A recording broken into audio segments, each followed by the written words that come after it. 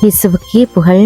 இயேசுவில் பிரியமானவர்களே, இன்று நம் ஆண்டவர் 2 கொரிந்தியர் 12ஆம் அதிகாரம் 9ஆம் வசனத்தினூடாக இவ்வாறு நம்மோடு பேசுகின்றார். ஆனால் அவர் என்னிடம், என் அருள் உனக்கு போதும், பழுவின்மையில்தான் வல்லமை நிறைவாய் வெளிப்படும் என்றார்.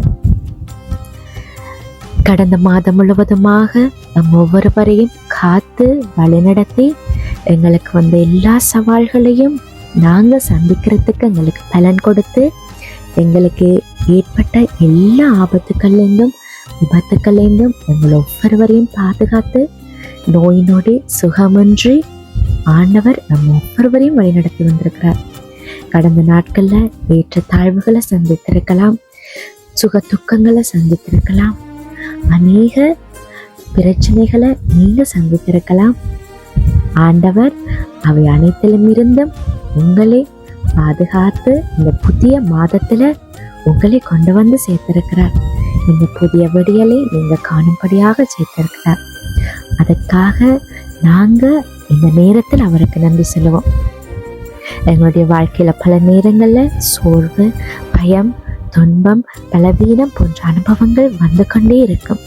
சில சமயங்கள்ல என்னால் முடியாது, என் வாழ்க்கையின் இப்படியாக இருக்கிறது என்று நாங்க மனமுடைந்து போகக்கூடும். அப்படியான நேரங்கள்ல ஆண்டவருடைய வார்த்தை நமக்கு மிகுந்த ஆறுதலாக இருக்கிறது.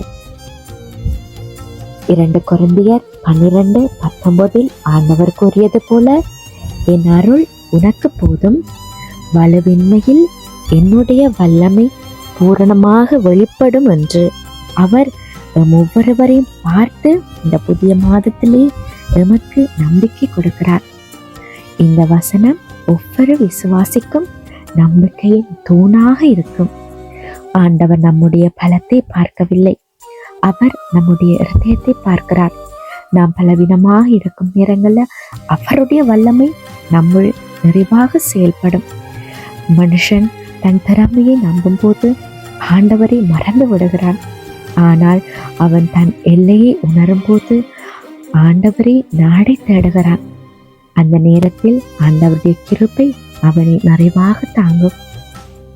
வாழ்க்கையில் குடும்ப பிரச்சனை, பொருளாதார சிக்கல்கள், உடல் நல குறைவு, மன அழுத்தங்கள் போன்ற பல சோதனைகள் இருந்தாலும் ஆனால் அவை நம்மை உடைக்க அல்ல, ஆண்டவரை நம்ப கற்றுக் கொடுக்கவே நமக்கு அவை வருகின்றது.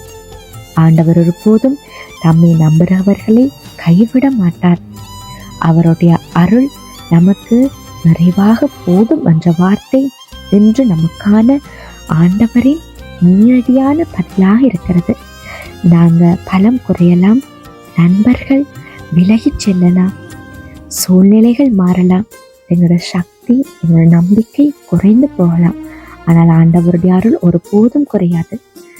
எனவே இந்த காலை நாம் நம் பலவீனங்களை பார்த்து கவலைப்படாமல் ஆண்டவருடைய வல்லமையை நம்ப வேண்டும். பலவீனம் என்பது தோல்வியின் அடையாளம் அல்ல, அது ஆண்டவருடைய மகிமையின் வெளிப்பாடாக இருக்கும். இந்த நாள் முழுவதும் நாம் தைரியமாக சொல்லுவோம், தகப்பனே, நான் பலவீனன், ஆனால் உமது அருள் எனக்கு போதும். உம்முடைய அருள் இருந்தால் அனைத்தையும் என்னால் தாங்கிக் கொள்ள முடியும் என்று நாங்கள் மனதார நம்புவோம். ஆண்டவருடைய சமாதானம், கிருபையும் அனைவரின் வாழ்க்கையிலும் நிறைவாக இருக்கட்டும். ஆண்டவர் உங்களையும் உங்கள் குடும்பத்தையும் நிறைவாக ஆசீர்வதிக்கட்டும்.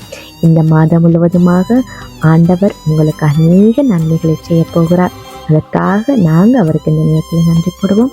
இந்த மாதம் முழுவதும் அவர் உங்களோடு இருந்து பயணிக்க நாங்கள் தொடர்ந்து ஆண்டவர்கிட்ட மன்றாடுவோம், ஜெபம் செய்வோம். ஆமேன்.